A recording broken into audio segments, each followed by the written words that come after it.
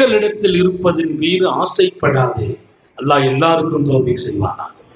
மக்களை எதிர்பார்க்காதீர்கள், யாரிடத்திலும் இருப்பதன் மீது ஆசைப்படாதீர்கள். இது ஒரு அழகான ஆன்மீக வாழ்க்கை, மிகச்சிறந்த ஆன்மீக பாட்டை தான் நாம் வாழ்ந்த பாட்டை, இனி வாழ இருக்கிற பாதை. எந்த மக்களையும் எதிர்பார்க்காதீர்கள். பெத்த மகனிடத்தில் கூட உங்களுக்கு எதிர்பார்ப்பு வேண்டாம். அல்லாஹ் தௌஃபீக் செய்வானாக. மகனை எப்படி உருவாக்கணும், அவன் இன்னும் தராம இருக்கிறானே, எதிர்பார்க்காதீர்கள். உலகத்தில் யாரின் கையிலும் பையிலும் இருப்பதில் உங்கள் ஆசைகளை சுருக்கி விடுங்கள். எல்லா மக்களாலும் நேசிக்கப்படுவீர்கள்.